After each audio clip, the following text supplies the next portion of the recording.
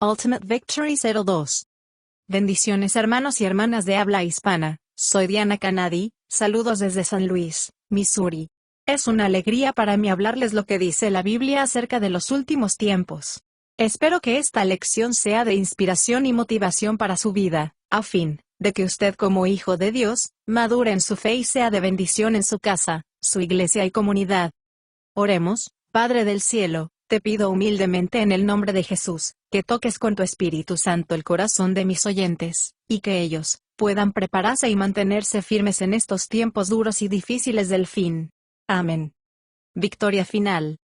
En Juan 16:33 dice, vamos a examinar una declaración que Jesús hizo a sus apóstoles una noche antes de ser crucificado. En el mundo tendréis aflicción, pero confiad, yo he vencido al mundo. Este mundo no es, ni está como Dios lo creó. Sin embargo, podemos tener buen ánimo porque, a través de su muerte en la cruz, y su resurrección, Jesús comenzó el proceso de restaurar el mundo tal como Él lo había planificado de antemano en la eternidad.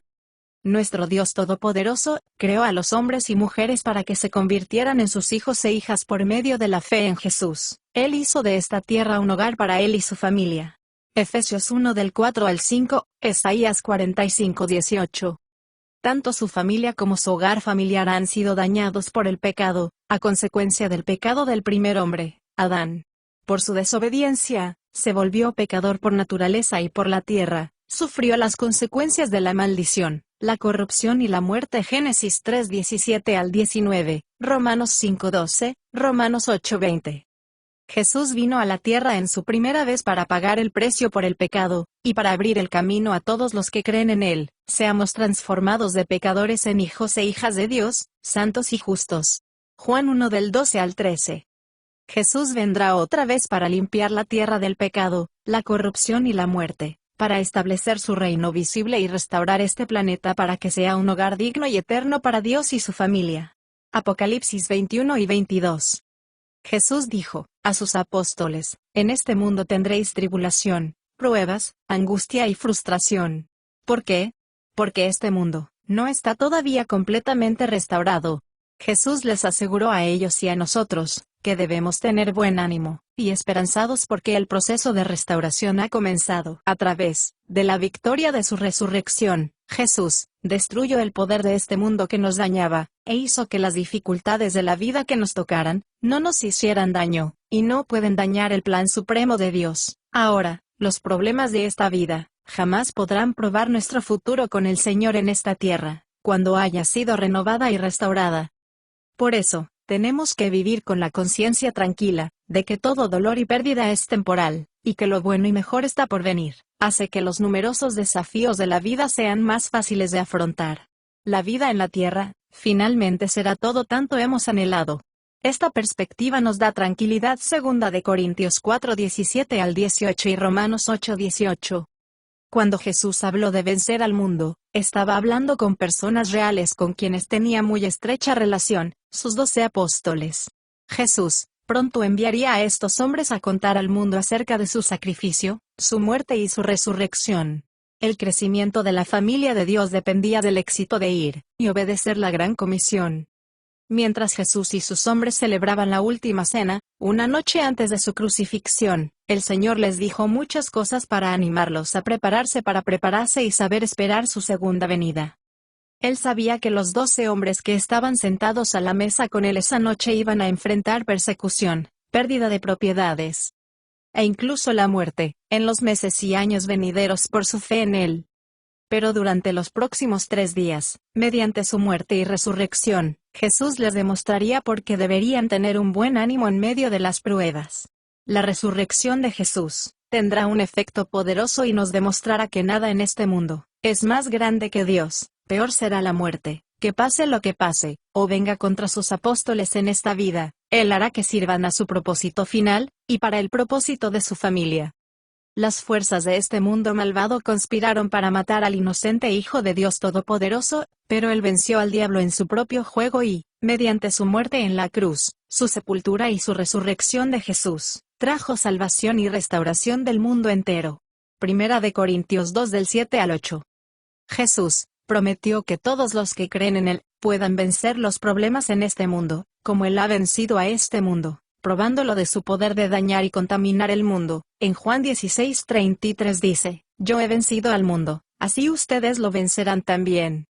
En Mateo 26:29, al terminar la última cena, la comida de Pascua, Jesús hizo esta declaración a sus apóstoles: recuerden mis palabras, no volveré a beber vino hasta que lo beba nuevo con ustedes en el reino de mi Padre. Las palabras de Jesús habrían retumbado en los hombres de su época porque Jesús nació en un grupo étnico judíos del siglo I. Los profetas del Antiguo Testamento predijeron que algún día, en el futuro, Dios establecería su reino visible en la tierra, y restauraría al hombre y la tierra a las condiciones anteriores al pecado. Daniel 2:44, Daniel 7:27, Isaías 51:3, Ezequiel 36:35. 3 años antes, cuando Jesús comenzó su ministerio público, llamó la atención de sus apóstoles con estas palabras: el tiempo de Dios ha llegado, el tiempo, el reino de Dios se ha manifestado. Marcos 1:15. En ese tiempo los hombres de Dios esperaban que el reino de Dios viniera a la tierra.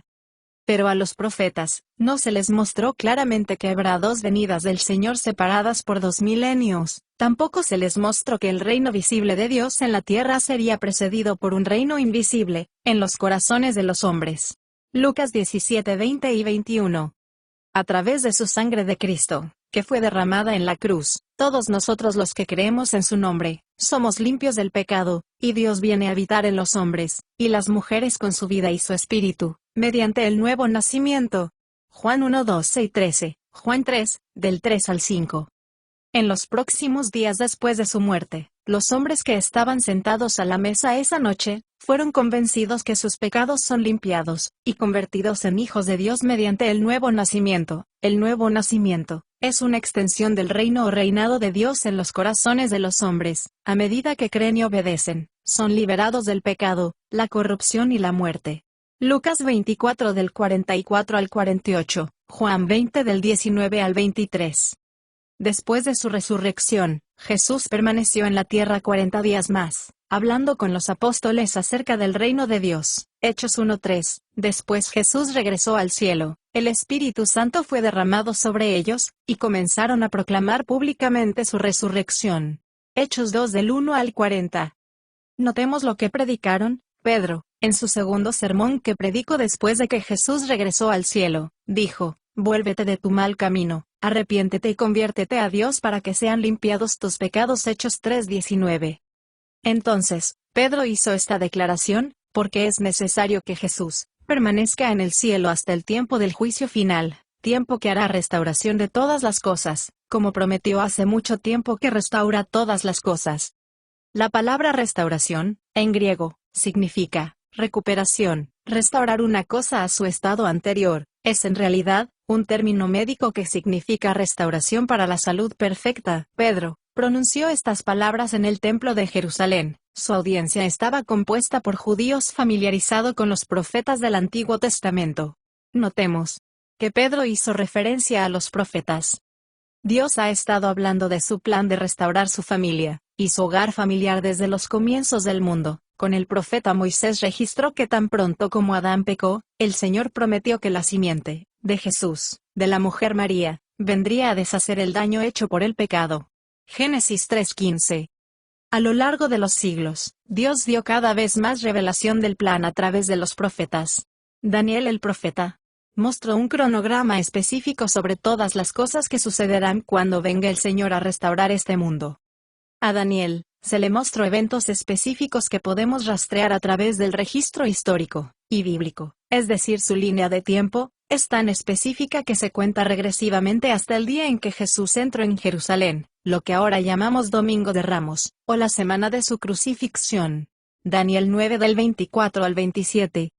Para explicar la línea de tiempo, requiere una lección completa. En este mundo, vamos a exaltar en esta lección, tal como Daniel profetizó cuando vendría el Señor, diciendo, que vendrá a poner fin al pecado, expiar la culpa, traer la justicia eterna.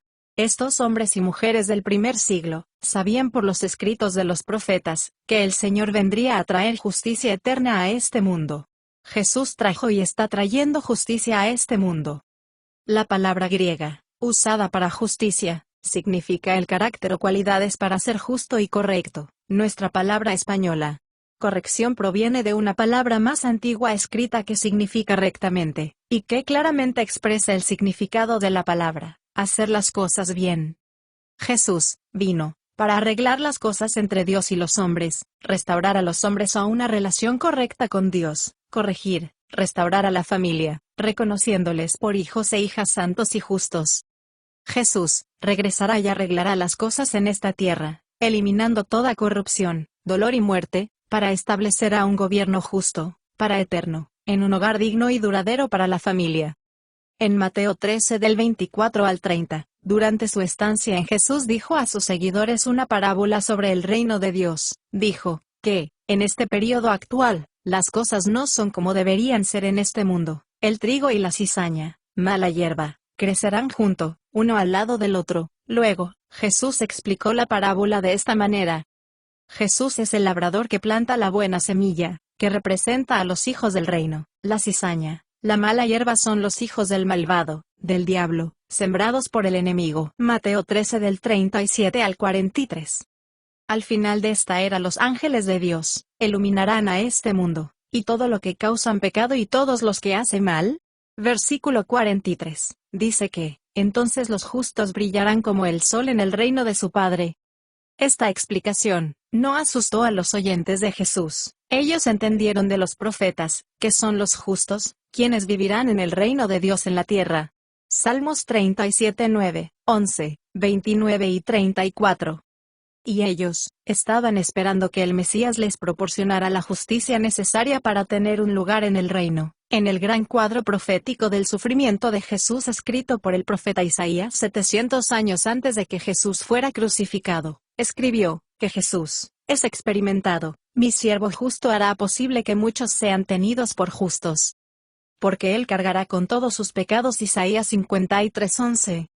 Más tarde, Jesús le daría al apóstol Pablo, convertido 3 años después de la resurrección, una clara revelación de que la justicia es dada a todos los que creen en Jesús, y Dios declara que Él nos hace justos e importantes, y su justicia a través del nuevo nacimiento. Romanos 5:1, Romanos 5:17. En Mateo 19 del 27 al 29, cerca del final de ministerio en la tierra, Pedro le dijo al Señor, te hemos dejado todo para seguirlo. ¿Cuál será nuestra recompensa? ¿Qué obtendremos nosotros de ellos? Jesús respondió que en la regeneración se les darán puestos de autoridad, asegurándoles que, cualquiera que haya perdido propiedades, casas o familiares recuperará más de lo que perdió. Él no tomó en cuenta que Jesús no tuvo que explicarles lo que quiso decir con el término regeneración. El griego, la palabra usada aquí significa, literalmente el nuevo nacimiento, es nacer de nuevo, o nacer de Dios. En el versículo 28, dice, os digo, en la nueva era, el renacimiento mesiánico del mundo, en la edad de la restauración de todas las cosas, cuando el mundo nazca de nuevo. Los apóstoles de Jesús estaban familiarizados del concepto de la restauración de la tierra, a través de los escritos de los profetas. Isaías escribió que el mundo será nuevo cuando venga el Señor. Isaías lo llamó el nuevo cielos y tierra nueva. Isaías 65 del 17 al 22. La palabra hebrea nuevo se usa para significar renovado.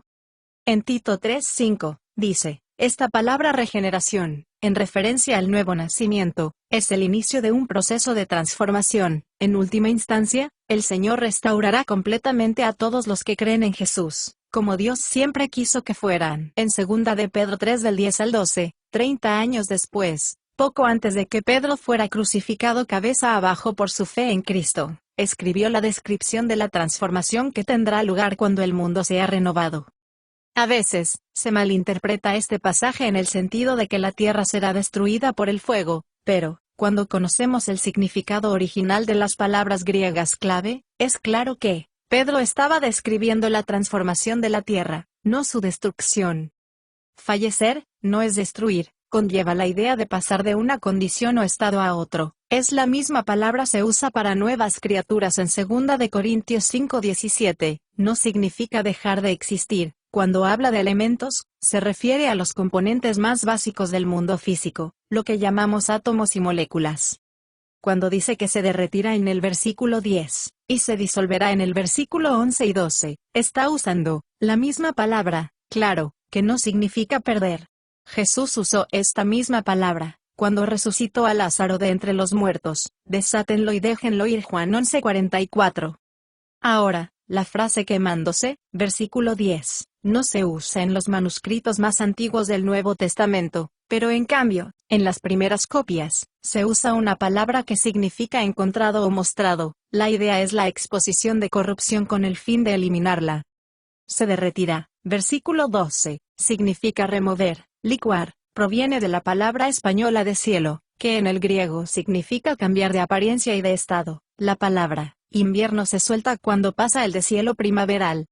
El Señor va a purgar, sacar todo lo malo, con el fuego los elementos materiales que componen el mundo físico. El fuego es el fuego de su palabra. Los profetas compararon la palabra de Dios con el fuego de Dios. Jeremías 5:14 y 23:29.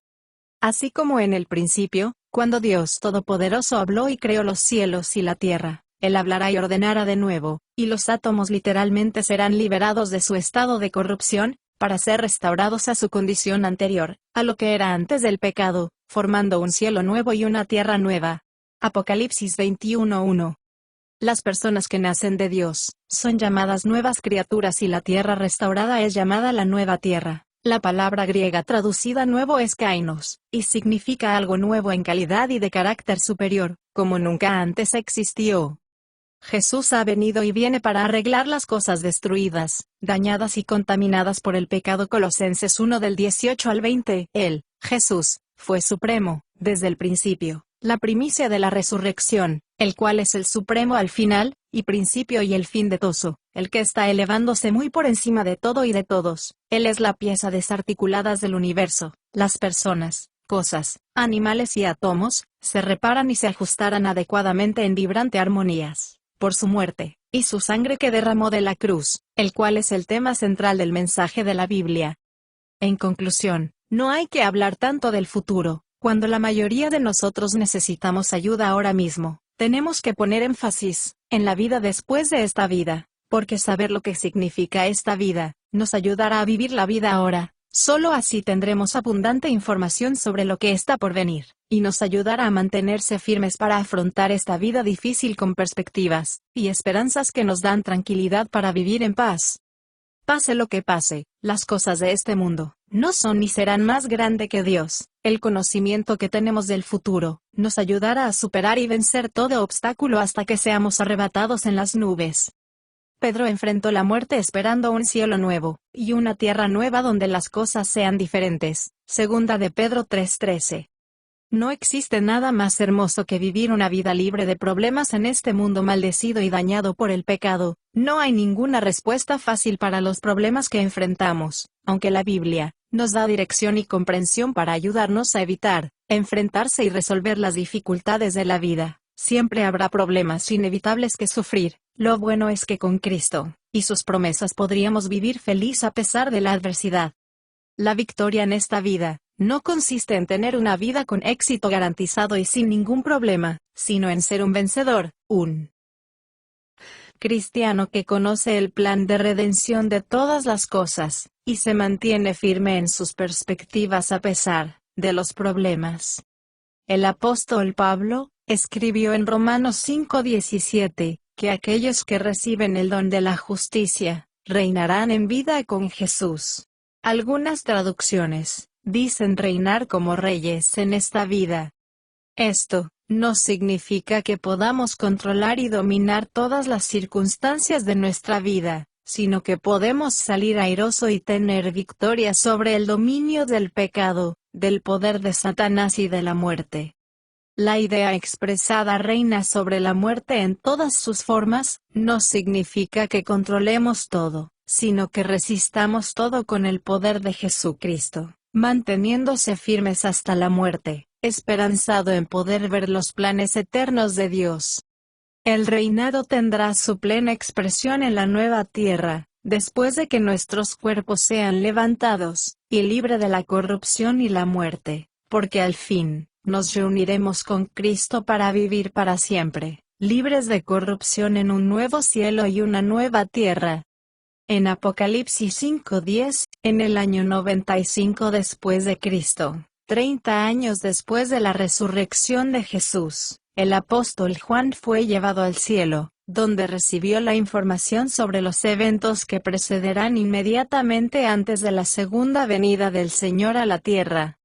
Mientras estaba en el cielo, Juan escuchó a la gente cantar diciendo que regresarían a esta tierra para reinar. Juan era uno de los hombres que estaban en la mesa, y comieron con Jesús una noche antes de la crucifixión, y escuchó pronunciarla. Palabras: tened buen ánimo. He vencido, he ganado la batalla, he vencido el mundo. Juan 16:33. Muchos años después, en una de sus epístolas, Juan escribió: todo aquel que es nacido de Dios, vence el mundo. Y esta es la victoria que vence al mundo, nuestra fe. Primera de Juan 5:4. Está claro por el contexto de su carta, que Juan usó el término mundo se refería al presente sistema mundial malvado y corrompido, que está en oposición a Dios.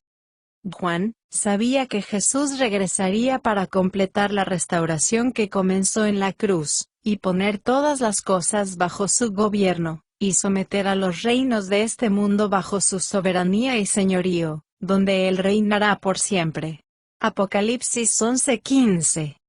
Aquellos que mantengan su fe y confianza en Jesús, tendrán un lugar en su reino eterno, en el cielo nuevo y en la nueva tierra, lugar donde la vida reinará sobre la muerte y habrá gozo para siempre. Esta realidad venidera nos da esperanza y consuelo en el presente mundo, mientras anticipamos la restauración de la tierra, y la recompensa eterna y la victoria final. Amén. Bendiciones. Diana.